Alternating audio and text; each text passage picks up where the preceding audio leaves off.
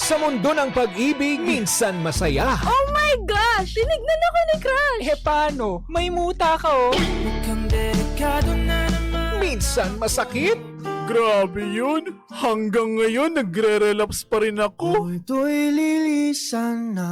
Minsan, scene zone. Aruy! Saklap! Pero dito sa Energy Love Lines, hindi ka nag-iisa. Yes! Like you and me against the world! Go, go, go, Pangga! Di man araw-araw na nakangiti.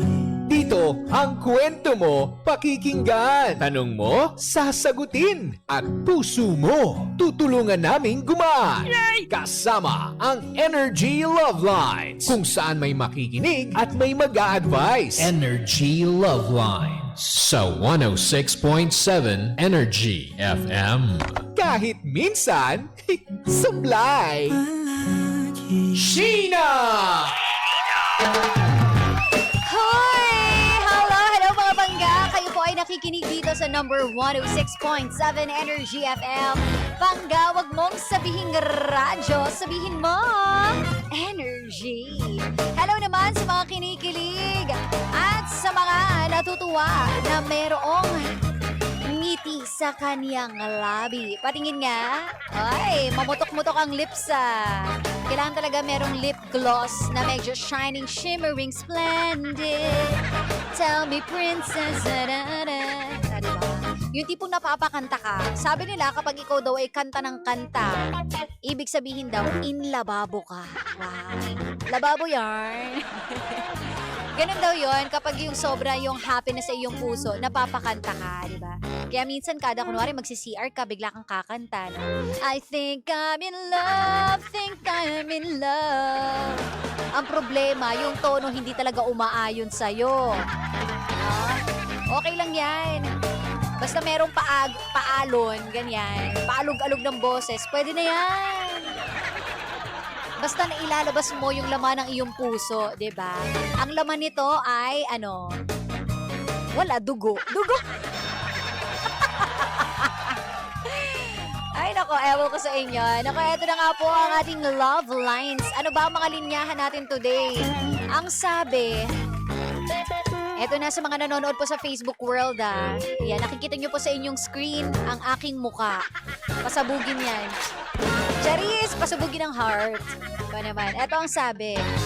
Sa tamang tao, hindi mo kailangang magpanggap para mahalin ka.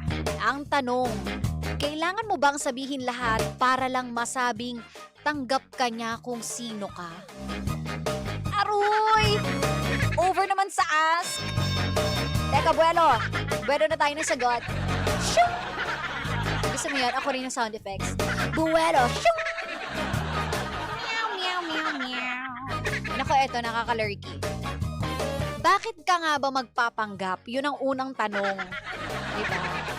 Ako ay talagang, alam nyo, been there. Been there! Ano to? Open forum, Sheena. Charis. Dati kasi syempre, di ba, medyo kabataan natin, di pa tayo marunong mag-isip. Naranasan natin yung mga ganyan, yung pagpapanggap. Yung tipong ikaw ang direktor sa sarili mong pelikula. Ikaw ang scriptwriter ng jowa mo. Na tipong pinapakilos mo na, bumibili ka pa ng, kunwari, ng regalo, di ba? O, eto, ibigay mo kay mami to, O, kunwari, ikaw yung nagbigay, yung mga ganyan, di ba? Tapos biglang ikaw magpapanggap ka na. Sa una, mabait-bait ka.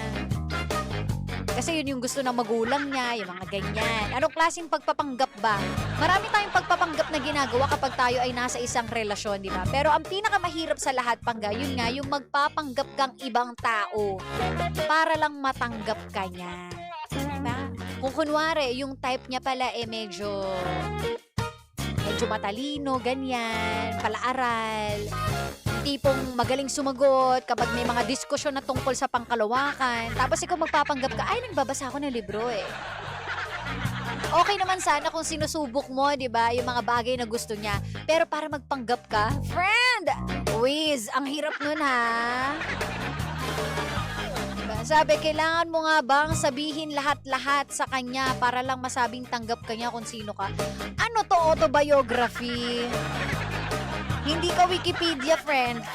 Bakit kailangan mong sabihin lahat-lahat? Oversharing? Depende, ano bang senaryo? Kung kailangan mo lang ng validation, parang ano na yan, may approval, principal ba yan? Pa-approve nga po, okay po ba itong personality ko? Tanggap nyo ho ba? Kasi kung ganon, ay hindi yan pag-ibig. Di ba? Ikaw, ano ang sa palagay mo? I-share mo na sa akin yan, Pangga, ha? Kung ikaw ba ay may pinagdaanan din ganyan, baka hindi na yan tamang tao.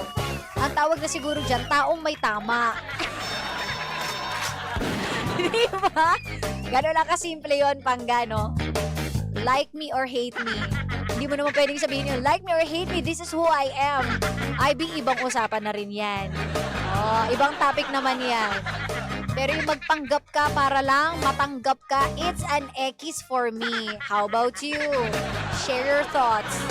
Mamaya sa Facebook World, pag-usapan din natin yan mga Pangga. Pansamantagal, mag-enjoy ka lang sa ating tugtugan or pwede mo rin akong i-text Pangga 0945-367-8792. Kung meron ka dyang opiniones galore, ano sa palagay mo, i-share mo yan. Again, 0945-367-8792.